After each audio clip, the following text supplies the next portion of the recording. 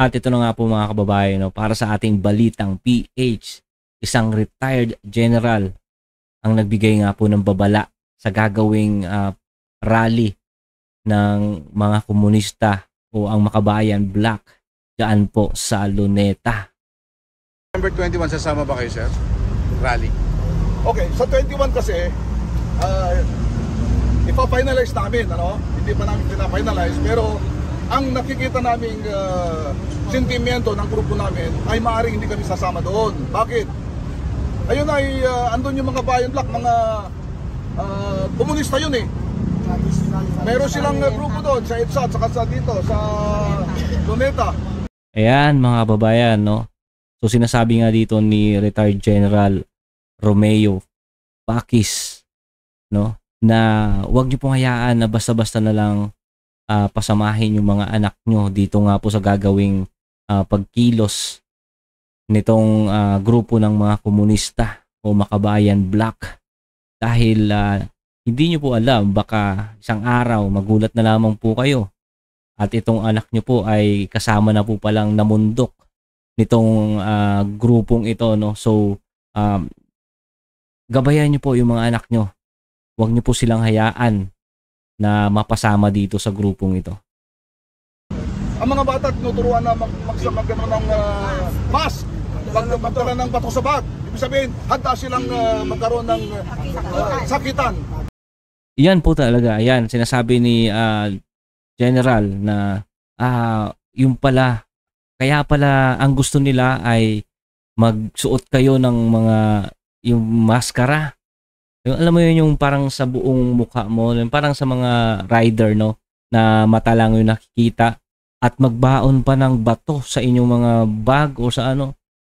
So may plano pala talaga sila na manggulo sa September 21.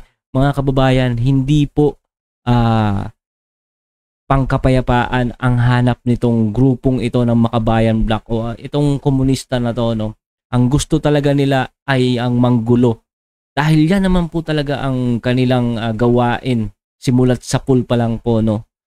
So, wag po nating hayaan yung mga anak natin, yung mga kabataan, wag po kayong sasama dito sa grupong ito. Delikado po.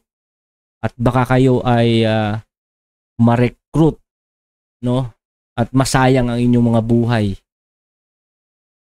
Ng violence, ayaw namin yun. Kaya kanina, 3 araw, yung aming protesta doon sa Batasan, wala kaming permit. Pero binayagan kami 3 araw, 3 gabi doon. Dahil kami ay people's initiative, mapayapa. Sir, ngayon Kinakausap namin, nagpapaalam kami sa pulis kung pwede yung gawin ganito. Ayan po. Kung gusto nyo po talaga na sumama sa mga rally sa September 21 at hindi nyo naman po mapigil ang bugso ng yung damdamin, ito po ang grupo ni Major Retired AFP Major General Romeo Pakis at iba pa po na mga kilalang grupo na ang layunin po ay ang maihayag ng tunay ang kanilang saloobin, no, na talagang galit na po ang mga Pilipino dito nga sa korupsyon, matinding korupsyon, no. So dito po kung meron kayong mga grupo na gusto na naghahanap kayo kung saan kayo sasama, dito po kayo sa grupong ito nila retired Major General Pakis, no. So dito safe kayo dahil makita nyo naman ang hangarin nila ay maging mapayapa ang kanilang pagprotesta. Dito ay tunay na mga patriot, no, may pagmamalasakit sa bayan. Kanina nung umalis kami doon, pinagkakamayan namin sila. Pinagpasalamat kami sa kanila. Walang gumagawa nung gano'n, mga nagpapalala. Sir, linawin lang namin, sir. Hanggang kailan kayo mag-stay po dito, sir? Basta tatapusin namin doon. Okay, sir. Okay? Papantayan nyo sa 21. Yes, sir. Hindi. 21 yan. Liberal Party. Okay. Makabayan lang.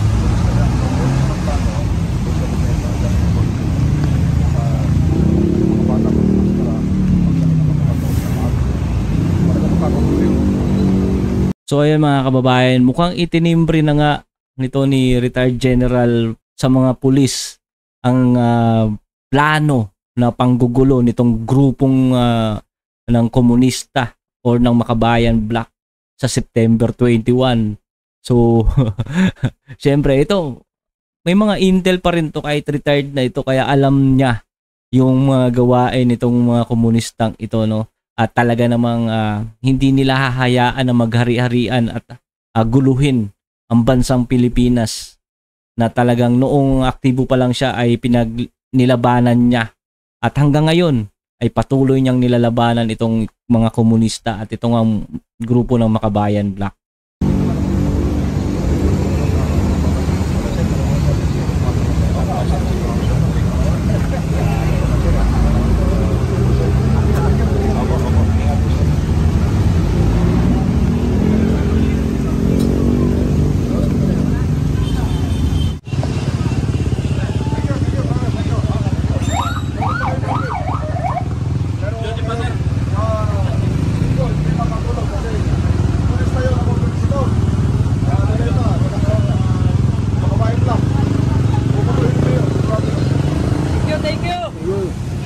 So yun nga mga kababayan, no, at talagang naging mapayapa nga itong ginawang pagprotesta ng grupong ito ni retired Major General Romeo Poquis.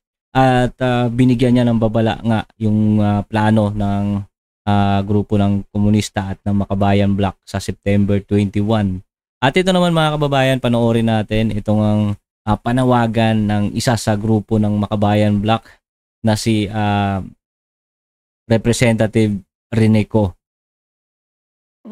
Isa po kayo sa nangunguna sa gagawin ngang kilos protesta on Sunday. May estimate na ho ba kung gaano karami ang lalahok sa protesta at nationwide po ba ito? Yes po, nationwide. Marami pong mga local centers din sa iba't ibang mga lupalop ng Pilipinas ang may local actions. Pero kung maaari tayong makapunta sa Luneta, no, ang ating panawagan ay pumunta po tayo sa Luneta para magparami. Ito po mga kababayan, tandaan nyo yung mga pagmumukhang yan. Yan po yung wag na wag nyong pasamahin yung mga anak nyo sa grupong yan. Dahil baka yung ginagawa nilang pagtitipon, rally na yan, hindi talaga yan para sa bayan. Baka ang gusto nila ay magkaroon ng malawakang recruitment, no, para sa NPA or sa kung anuman na mga makakaliwang grupo. Dahil alam naman natin mga kababayan na sa administrasyon ni BBM ay lalong lumakas po ang mga rebelde, no, dahil nga sa mga front nila na mga Makabayan Black. So delikado po ang mga kabataan sa mangyayari dyan sa September 21 sa Luneta at sa kung saan pa man pong bahagi ng Pilipinas. Wag na wag pong pasamahin ang inyong mga anak dito nga sa grupo ng mga komunista at ng Makabayan Black. Ayan. So definitely, we will be breaching yung numbers that have gathered so far last week. Sa UP Diliman alone ay mga 5,000 ang mga kabataan at mga guro at mga kawani ang nagkilos protesta laban sa korupsyon na nasa pamumuno ni Marcos Jr. dahil siya ang nagpirma ng budgets 2023, 24, 25, no, kung saan ang total na flood control projects ay umaabot na sa 1 trillion pesos. Ang hindi makapaniwalang amount na lahat ay either ghost project at substandard. So, ayan mga kababayan, babala po. Huwag nyo pong hayaan na sumama ang inyong mga anak dito sa grupo ng komunista o itong grupo ng Makabayan Black dahil baka mapahamak lang po ang inyong mga anak. Baka po ma-recruit at maisama po sila sa kabundukan para sa kanilang hindi maipaliwanag na kung ano man ang pinaglalaban nila sa buhay nila. No? So sayang ang kinabukasan ng mga kabataan, mga kababayan. Huwag niyo pong hayaan na sumama dito sa grupong ito.